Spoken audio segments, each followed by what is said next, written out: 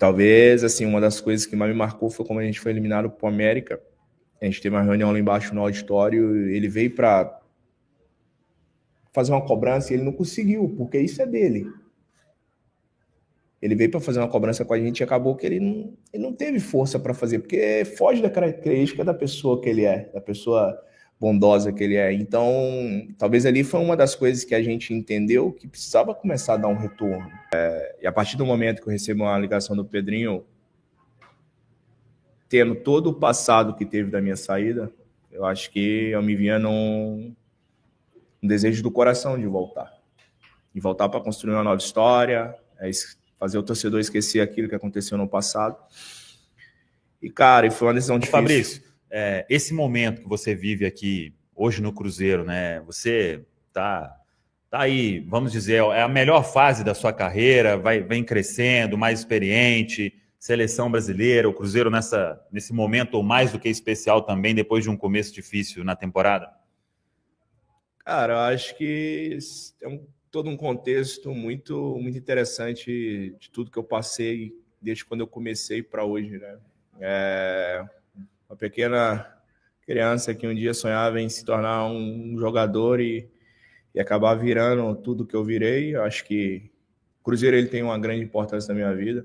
Talvez foi o clube que me deu a oportunidade lá atrás, quando eu ainda era um garoto de apenas 16 anos. Chego no clube um pouco tarde pela média dos atletas que chegam hoje no clube. E aí, quando tenho a oportunidade de voltar, eu sinto que era um momento de voltar e reconstruir a minha história no clube. Acho que, sem dúvida nenhuma, hoje é o melhor momento da carreira disparada. Como você falou, acho que mais experiente, entendendo mais os atalhos do campo e com um grupo fantástico que me dá todo o suporte para desempenhar no dia a dia.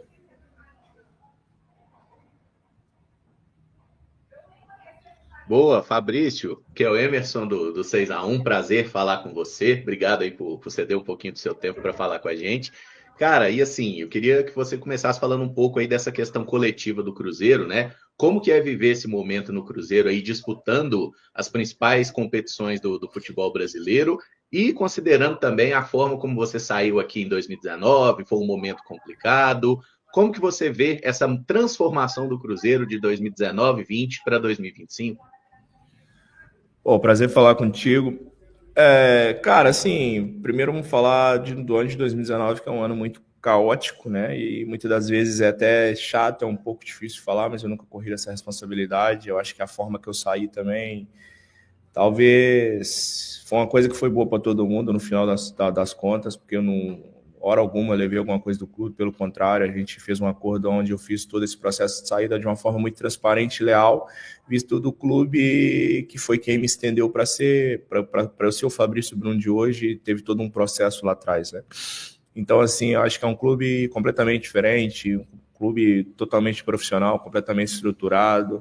Eu fiquei muitos anos fora, retornar hoje ao centro de treinamento e ver a forma que está, a forma como o clube age, tanto com nós dentro do clube quanto por fora, as coisas tudo em dia, tudo caminhando tudo bem. Eu acho que isso é um grande, talvez é o fator principal para as coisas caminharem bem dentro de campo. Se está tudo bem fora, dentro de campo é um processo natural. Fabrício, é a Rafaela aqui da Samuca TV. Você comentou aí sobre as mudanças do Cruzeiro nesse período, né, em que você esteve aqui, ficou fora e retornou. Eu queria saber as mudanças no Fabrício Bruno, de 2020 para 2025. O que você enxerga, assim, que foi a sua evolução, os principais pontos da sua evolução para que você se tornasse hoje o zagueiro que, para muitos, para a gente aqui da bancada, é o melhor zagueiro atuando no futebol brasileiro hoje? Eu acho que talvez eu valorize todos os pontos que eu tive na carreira para eu se tornar esse atleta que sou hoje, né? E aí eu vou relembrar lá atrás, nas minhas origens, quando eu começo a jogar futebol no meu bairro, no campinho de terra. Aí quando eu passo para o Comercial do Barreiro, quando eu chego no Desportivo Minas e aí, consequentemente, no Cruzeiro. E talvez um fato curioso é que quando eu chego no Cruzeiro só tinha 6 meses que eu tinha me tornado zagueiro, né? Antes eu jogava de volante. E um cara assim que me ajudou muito em todo esse processo foi o Célio Lúcio, que hoje trabalha aqui na nossa base. É um cara que tem a história dele no clube e sempre procurou me ajudar do período que eu tive lá dos 16 anos até 19 para 20 anos, foi um cara que sempre me ajudou. E é claro que quando você sobe, igual eu subi aqui em 16, é um processo normal de um jovem, né? Ele oscila, ele acaba oscilando, é um processo normal. E por isso que eu vou lá na Chapecoense, pego 2 empréstimos seguidos para me tornar e me potencializar todo aquele potencial que todos viam em mim, mas acabava que era um pouco escondido, porque eu não estava tendo muita oportunidade de demonstrar. Eu sou um cara que eu nunca corri desafio, pelo contrário, eu sempre gostei, porque eu acho que é nesses momentos que você se torna um grande atleta e, acima de tudo, um grande homem. E acho que dificuldades fazem parte da vida, te molda para viver coisas grandiosas no futuro. E aí, sem dúvida nenhuma, quando eu começo a ganhar o protagonismo no futebol, no Red Bull, são 2 anos brilhantes, e aí, consequentemente, 3 anos de Flamengo, eu acho que o Flamengo te molda também para o futebol brasileiro de uma forma absurda. Eu acho que não só em questão de visibilidade, mas em questão de maturação. Eu sou um cara que sempre tive uma personalidade muito forte, e acaba que você joga num clube igual é o Flamengo, que é a pressão o tempo inteiro, você tem que se tornar um cara muito maduro, porque senão acaba que você se perde no caminho. Então, eu acho que de quando eu saí em 2020 para minha volta, eu volto mais maduro, entendendo melhor o jogo. É claro que alcancei níveis que o Cruzeiro também me proporcionou, que é a seleção brasileira, onde é um aprendizado gigantesco, e são coisas assim que eu sempre procurei na minha volta, procurar colocar isso em prol do Cruzeiro para que a gente possa fazer uma grande temporada. É um início de ano conturbado, difícil, eu nunca escondi isso de ninguém, mas sempre prometi trabalho para dar a volta por cima, e assim aconteceu, e as coisas vêm caminhando da forma bem leve e tranquila, mas sempre pensando logo ali na frente, porque o futebol ele não te dá muito tempo. Você tem que se dedicar no dia a dia, porque as coisas acontecem e giram muito rápido.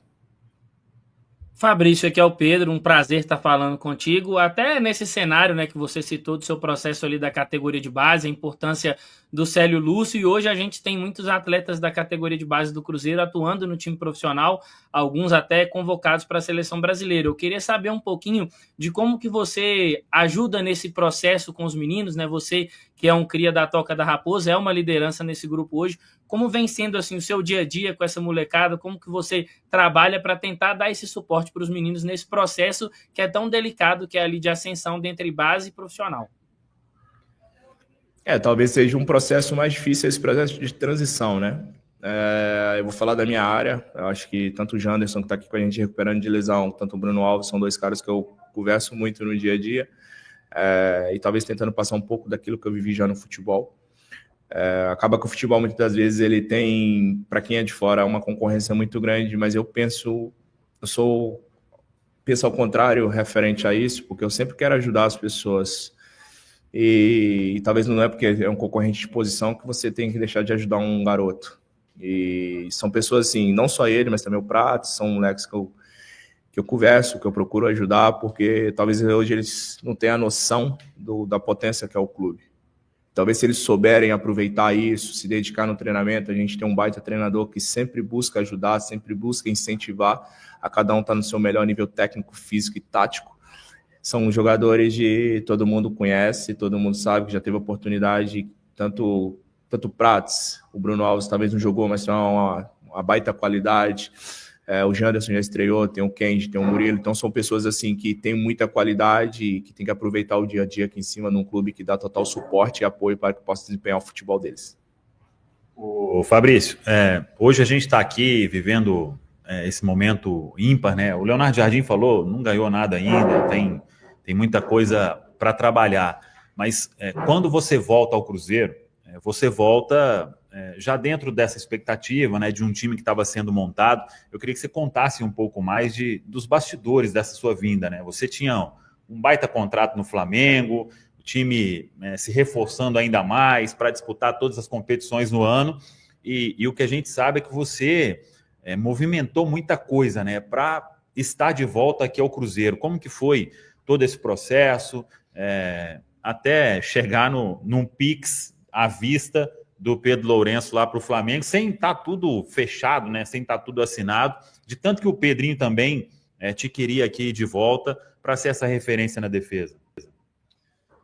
Cara, assim, a negociação um pouco um pouco complicada, um pouco turbulenta, e talvez assim esse entre uns maiores, talvez muita gente pode encarar como defeito, eu encaro como uma qualidade, a personalidade que eu tenho. E a partir do momento que eu recebo uma ligação do Pedrinho, tendo todo o passado que teve da minha saída, eu acho que eu me via num desejo do coração de voltar para construir uma nova história, fazer o torcedor esquecer aquilo que aconteceu no passado. E, cara, foi uma decisão difícil. Eu tinha outras propostas do exterior e talvez era o meu maior desejo era ir para o exterior até para viver um sonho diferente, uma cultura diferente. Só que a partir do momento que o Pedrinho me ligou, eu em casa já tinha falado com a minha esposa, que era o interesse, o intuito era voltar a Belo Horizonte. E aí tem um outro contexto, eu estava 6 anos longe da minha família e acaba que para mim é muito difícil. Talvez eu possa passar uma imagem de durão, de duro na queda, mas eu sou muito apegado a meus pais, a meu irmão, e a minha esposa também é muito apegada à família dela, e acima de tudo eu tenho 2 filhos, né? E acaba que muito no processo, meu pai não ia muito para o Rio de Janeiro, e aí envolve um contexto muito grande, generalizado, em cima de todo um processo, e sem dúvida nenhuma o clube do coração. Então, a partir do momento que eu tenho essa ligação, eu sentei, reuni com a minha esposa e falei, vamos voltar, eu acho que é um melhor momento pra gente. Não termino um ano embaixo no Flamengo, mas não estava tendo a minutagem que eu gostaria. A partir do momento que houve a troca de treinador, e eu também fui muito transparente com o treinador, com o Felipe, fui muito transparente e honesto. Eu acho que talvez é melhor você ser transparente e honesto do que você ficar agindo de uma forma que não é legal. E aí começa todo o processo de negociação, e a todo instante eu já tinha uma outra proposta que eu deixei de stand-by e falei, eu vou sair daqui só se for pro Cruzeiro. E é uma negociação chata, uma negociação difícil, eu acho que isso mostra... O Flamengo não gosta muito de vender no mercado nacional. Acho que sem dúvida, isso mostra muito o poder do Cruzeiro hoje, não só financeiramente, mas a nível de estrutura, a nível de competição. E aí, no primeiro momento, eles não toparam negociar e foram voltando atrás, mas eu sempre eu quero ir, eu vou sair, não sei se eu vou agora ou se eu vou daqui 10 dias, eu vou sair daqui. E foi uma mudança de carreira totalmente estratégica, visando aquilo que eu mais esperava, que era voltar à seleção brasileira. Para isso, eu precisava... foi um momento difícil, que também foi transição de diretoria no Flamengo, e aí acaba que a gente não tinha com quem falar. E até o dia que eu cheguei na reapresentação e fui muito transparente. Falei, quero me transferir, é uma oportunidade para mim, é o clube que me revelou, eu preciso voltar. E aí a operação ela se concretiza nessa reta final, igual como você falou, um Pix, eu viajando para Orlando, e também se demonstra toda a confiança do nosso presidente, né? Talvez é um cara que as pessoas já têm a noção pela forma dele, de ser carismático com todo mundo, mas quem convive com ele no dia a dia sabe exatamente a pessoa que é, o tão transparente, o tão honesto e tão bondoso que é o Pedrinho. Um cara que sempre quer o melhor de todo mundo, nunca é um cara que está no patamar que está hoje justamente pela sua carisma, pelo seu jeito de lidar com todo mundo, tratando todos iguais. Então eu acho que no momento que se tem a oportunidade, que é ele que me liga diretamente e pergunta se eu queria voltar, eu acho que não é nada contra ninguém, mas pelo contrário, é só uma oportunidade de carreira de retornar ao clube do coração, onde eu tinha esse sentimento de dívida. Ô, Fabrício, até aproveitando isso aí que você falou do Pedrinho, ontem aqui na Samuca TV a gente estava discutindo sobre a virada de chave do Cruzeiro na temporada, né? Começa ali com uma expectativa, aí vem um momento muito ruim, eliminação no Mineiro, vem aquele jogo do São Paulo, né? Que o Leonardo Jardim encontra ali uma formação, mas lá contra o Palestino, o Cruzeiro acaba perdendo, e me marcou inclusive uma entrevista que você falou sobre... o quão a família do Pedro, né, se envolve muito, mas que derrotas, assim, resultados ruins, isso mexe muito com todos eles, né? E você falou isso, sobre dar essa volta por cima, e a partir dali o Cruzeiro engata uma sequência de jogos sem perder, de lá para cá são 2 derrotas apenas. Como que foi essa virada de chave entre vocês também, com tudo que aconteceu no Cruzeiro? Cara, eu acho que assim... O futebol hoje em dia ele é um futebol muito físico e muito tático. E isso não estou falando do futebol brasileiro, o futebol mundial é assim, a Europa é muito assim. E talvez dentro de tudo que você tem, a estrutura que é entregue para a gente desempenhar o nosso melhor, todo o investimento que é feito, o presidente, talvez nenhuma SAF vai ser igual ao Cruzeiro é, pelo presidente que a gente tem, o cara que é apaixonado, tem o clube do coração dele, como é ele que é o presidente do clube. E talvez, assim, uma das coisas que mais me marcou foi como a gente foi eliminado para o América. A gente teve uma reunião lá embaixo no auditório, ele veio para fazer uma cobrança e ele não conseguiu, porque isso é dele. Ele veio para fazer uma cobrança com a gente e acabou que ele não teve força para fazer, porque foge da característica da pessoa que ele é, da pessoa bondosa que ele é. Então, talvez ali foi uma das coisas que a gente entendeu que precisava começar a dar um retorno. Porque talvez você faz contratações badaladas no início da temporada e aí o futebol hoje ele não é mais a nível de contratação, de nome. Acho que a gente precisa entregar dentro de campo todo esse investimento que é feito. E aí acabou que foi um início difícil, um início turbulento. Eu nunca escondi isso e, pelo contrário, eu sempre chamei a responsabilidade, porque é uma coisa que todo mundo esperava um início de ano avassalador e acabou que as coisas não aconteceram. E talvez é uma frase muito importante que é se usada no mundo, talvez há males que vem para o bem. Talvez se a gente começa avassalador lá atrás, talvez hoje não estaria desse jeito que a gente está. Então acho que a gente conseguiu encontrar o norte depois do jogo contra o São Paulo, conseguimos encontrar uma forma de jogar, e aí foi onde que as coisas aconteceram e vem de uma forma muito leve e muito tranquila. Então, é o que eu tenho, é o pensamento que eu tenho, que a gente continuar assim nessa constância, a gente tem tudo para conquistar grandes coisas no futuro próximo.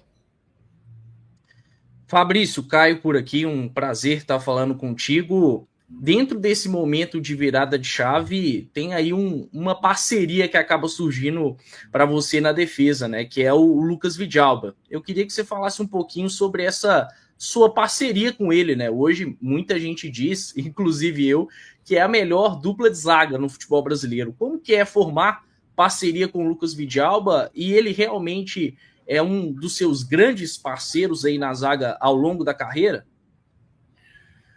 Cara, o Vidalba, eu fiquei muito tempo fora, mas eu sempre acompanho o Cruzeiro, né? É difícil você deixar de acompanhar um clube que você torce tanto, né? E eu sempre admirei ele como jogador, talvez pela sua qualidade técnica, pela sua vontade. E é um cara extremamente do bem que tem muito interesse em ajudar o clube e, acima de tudo, de vencer na vida.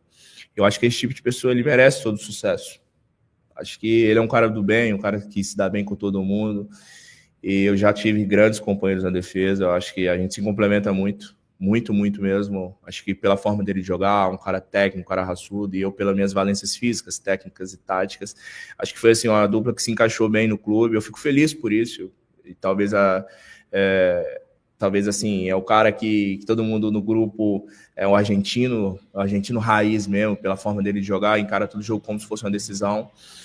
Tem o Jonathan também, que eu joguei, o João Marcelo, acho que joguei 1 ou 2 jogos, pouco pela lesão dele, feliz por ele estar de volta. Tem o Gamarra também, que é um cara que talvez não tenha tantas oportunidades, mas que é extremamente importante para a gente no dia a dia. É um cara que está sempre de bem com a vida, sempre trabalhando, sempre se dedicando, e a hora que ele tiver oportunidade, sem dúvida nenhuma, ele vai estar aí à disposição para entregar o melhor resultado possível.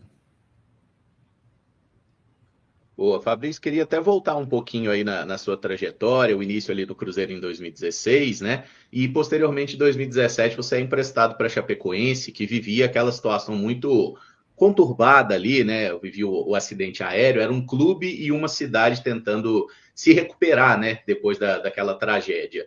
E como que foi para você, assim, o desafio em campo, né? Aceitar esse desafio de jogar naquela Chape? E também como que foi o aprendizado? Você disse que é um cara muito apegado à família e tudo mais. Como que foi para você aqueles 2 anos lá em Chapecó? Cara, quando eu chego foi um pouco difícil. Talvez por viver 19 anos em Belo Horizonte junto com meus pais, foi um pouco difícil. Confesso que foi um baque grande assim essa mudança. Mas, cara, eu não tinha outra opção. Ou era encarar aquela realidade do momento, ou se não, voltaria a Belo Horizonte e tentaria buscar meu espaço num clube que tinha grandes zagueiros, vinha de grandes temporadas sendo campeão. E então, assim, foi um pouco difícil assimilar essa mudança, mas igual eu te falei, eu nunca... Talvez seria muito cômodo para mim, não, vou voltar para o clube, tenho mais 4 anos de contrato mesmo, fico por lá, mas não, sempre procurei esse algo a mais. Então, e também as coisas aconteceram muito rápido, quando eu chego também eu já começo a jogar, depois eu fico um tempo fora, depois eu volto a jogar de novo. Meu primeiro ano lá eu fiz 58 partidas, se eu não me engano. Tive experiências únicas, que foi o jogo contra o Barcelona no Camp Nou, fui ao Japão enfrentar o Oral Red Diamonds na Copa Suruga.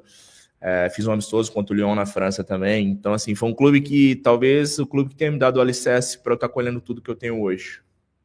Tenho amigos na cidade, o presidente tem um ótimo relacionamento com ele, a gente se fala de vez em quando no WhatsApp. Então, acho que toda essa base que eu tenho hoje para ter chegado, jogar no Flamengo, de volta ao Cruzeiro, seleção brasileira, eu acho que sem dúvida nenhuma a Chapecoense tem uma grande parcela nesse processo todo. Diria eu, o alicerce de todo esse processo meu na minha carreira. É um clube que eu tenho um enorme carinho e respeito, acompanho também os jogos na Série B e torço para que volte à Série A o quanto antes possível.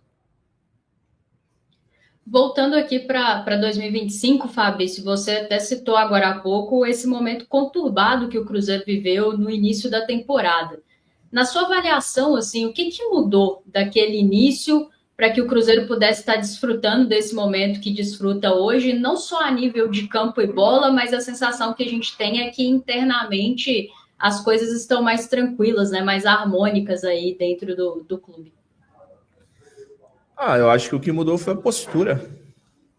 Eu acho que, para quem já trabalhou com treinador europeu, sabe que o nível de intensidade e cobrança é muito maior.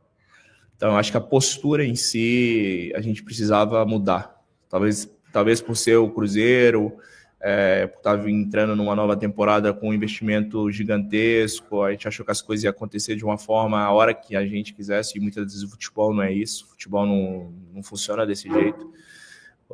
Hoje você tem que correr, você tem que se entregar, você tem que se dedicar para as coisas acontecerem. E talvez acho que no início do ano a gente deixou um pouco a desejar nesse quesito, achando que ia resolver a hora que a gente quisesse o jogo, e muitas das vezes o futebol competitivo do jeito que é hoje, as coisas não funcionam assim. Uma das viradas de chave para todo mundo ver é o nosso nível de competitividade hoje, que aumentou muito, e por isso que a gente vem nessa sequência aí muito boa durante esse processo todo, durante esse período todo. Fabrício, falando aí de Copa do Brasil, né? Você esteve no elenco do Cruzeiro, que foi semifinalista pela última vez lá em 2019. É claro que era um outro cenário interno do clube, tudo, funcionamento. Mas o que você leva de experiência, o que você acha que pode ser feito de diferente daquela semifinal contra o Internacional, que pode ser feito agora nessa semifinal diante do Corinthians? Já vivi na Copa do Brasil, eu joguei o segundo jogo lá, se eu não me engano, né? Já vivi coisas... Copa do Brasil, assim, eu tenho um conhecimento... Tem 2 títulos, então é uma competição que eu tenho um conhecimento interessante. Cara, eu acho que a gente tem que manter a postura que vem tendo, essa humildade, esse pé no chão de todo mundo se entregar, se dedicar para entregar o resultado, o melhor resultado possível. Eu tenho uma frase que eu costumo falar, é que nada na vida vem fácil. Se vem fácil, uma hora também vai sair fácil. Então, acho que um dos nossos segredos aí é talvez o comprometimento com nós mesmos. Acho que o respeito, a gente respeita todos os adversários, todos, mas acho que o maior respeito é pelo nosso trabalho. Se a gente respeita o nosso trabalho, eu tenho certeza que a gente não está faltando com respeito com ninguém. Então, é claro que é difícil projetar, é difícil falar, porque o jogo ainda está um pouco distante. É claro que, se você for perguntar se a gente não pensa nisso, é claro que todo mundo pensa, é uma semifinal de Copa do Brasil. Mas eu acho que, acima de tudo, a gente tem que pensar no nosso campeonato. Agora, daqui até o final, é praticamente quase um jogo por semana, o que nos dá tranquilidade para sempre entregar o máximo no próximo jogo. Começar domingo às 20h30 contra o Red Bull, sempre entregar o máximo, porque a gente vai ter um tempo maior um intervalo entre um jogo e outro, para aí sim descansar e poder entregar o máximo de novo no próximo jogo. Fabrício, recentemente você renovou o seu contrato com o Cruzeiro até 2030. E aí passa aquela ideia de que você quer criar uma trajetória mais longa com a camisa do Cruzeiro. qual que é o seu maior sonho com a camisa celeste? Recentemente o Lucas Silva até completou 300 jogos com a camisa do Cruzeiro, um cria da toca, assim como você, né? E é muito legal ver o Lucas construindo essa trajetória e, particularmente, eu penso que você tem potencial para construir uma história semelhante. Mas qual que seria o seu principal objetivo com a camisa do Cruzeiro? Cara, meu principal objetivo é ser campeão. E para isso acontecer, eu acho que é o que eu falo, o coletivo tem que estar muito forte, muito junto. O futebol ele só funciona assim. No final de tudo, vai ser só um que vai fazer o gol. Eu sei disso, mas se esse tá lá para fazer o gol é porque o nosso coletivo vai estar muito forte, muito junto. Esse também foi um dos intuitos da volta. Acho que é de criar raiz. É um clube que eu volto a falar, um enorme respeito e carinho. E acima de tudo, todas as temporadas que eu passei aqui, eu não tive esse protagonismo como eu estou tendo agora, né? Eu acho que, sem dúvida nenhuma, você voltar dentro de um projeto gigantesco como esse, com a oportunidade de ser campeão e ficar eternizado na história do clube, eu acho que, sem dúvida nenhuma, esse é um feito para poucos. Eu tenho o máximo respeito e admiração pelo Romero e Lucas Silva, que são os caras hoje que conquistaram pelo clube, estão aqui com fome de vencer novamente, porque o futebol é isso. O que acontece... Essa sequência que a gente vem boa, se acontecer alguma coisa de errado, ninguém vai lembrar de tudo que você fez. Futebol é isso, você tem que entregar resultado dia após dia para que as coisas venham acontecer. Então, acho que, sem dúvida nenhuma, uma renovação de contrato que me dá assim, muitos anos para eu continuar performando com essa camisa e, se Deus quiser, conquistando grandes títulos. Boa. Fabrício, uma pergunta que eu queria te fazer é sobre as bolas paradas do Cruzeiro, né? No início do ano isso era um grande problema, a gente não conseguia ter um bom aproveitamento, especialmente na bola parada ofensiva, e isso mudou muito no Campeonato Brasileiro, né? Queria saber, além de treinamento e tudo mais, o que é determinante para que o Cruzeiro tenha melhorado tanto nesse aspecto? Cara, bola parada a nível defensivo é concentração, é agressividade. Eu acho que no início do ano a gente não tinha essa agressividade e muitas das vezes, quando você toma 2, toma 3 gols, acaba que a próxima bola, a próxima escanteio, a próxima falta já é um Deus nos acuda, né? Então acaba que eu tinha essa sensação. Quando já era um escanteio e acaba que a gente, como vem sofrendo muito, a gente falava, nossa, meu Deus, lá vem de novo. Só que isso, cara, você corrige com trabalho. Eu acho que desde quando o Mister chegou, começamos a corrigir todo esse processo. E não tem como você também melhorar tudo da noite para o dia, tem que ser pouco em pouco. E que bom que a gente conseguiu consertar. E uma coisa que nós sofríamos muito e acabou que agora a gente tem um aproveitamento muito grande na bola parada ofensiva e defensiva, né? Acho que isso é importante, acho que isso é fruto do trabalho de todos nós. Ô Fabrício, até aproveitando essa bola aérea aí, foi importante para eliminar o Atlético Mineiro, né? O Caio Jorge já fez o Pix para você ou ele não contou ali uma assistência? Não, ele fez. Aí no segundo aqui, no primeiro gol no Mineirão, ele falou, não, mas quem passou o pé nela foi o Christian. Eu falei, meu serviço sujo não conta. Ah, você queria também naquele? Com certeza. Não, mas... ele fez a metade para mim, não vai fazer? Ele fez? Claro que fez. Eu falo com ele, se não pagar as coisas não acontecem, vai parar de fazer gol. Então tem que pagar. Quem jogou praga, né? Mano, tem que pagar. O Pix decaiu antes do jogo aí. Eu falei, não, vou te pagar. Ele pagou eu e o Christian. Serviço sujo também conta. Aí deu 300 para cada? Não, ele aumentou. Aumentou o cachê. Foi pra seleção, aumentou? Aumentou. O homem tá querendo fazer gol, isso é importante.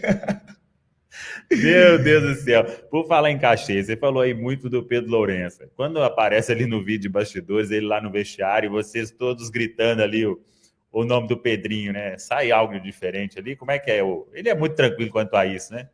Quanto a isso, ele é muito tranquilo. Eu acho que talvez seja uma das maiores alegrias dele, né? Acontecer isso para ele, talvez o que ele faz é totalmente coração. E muitas das vezes também a gente exalta ele pela pessoa que ele é no dia a dia, por tudo que ele nos proporciona. Eu volto a falar, cara, uma família pega um clube para liderar e com todo amor, carinho e paixão que ele tem. Acho que são poucos clubes no Brasil que tem isso. O Pedro Júnior, que vive intensamente o nosso dia a dia, É um cara que talvez abdica do negócio dele, que é o supermercado, e talvez até mesmo da família, para viver a rotina que a gente tem, a rotina que é um pouco cansativa.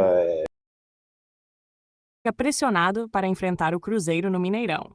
O próximo adversário do Cruzeiro no Brasileirão, o Red Bull Bragantino, vive uma fase bastante complicada.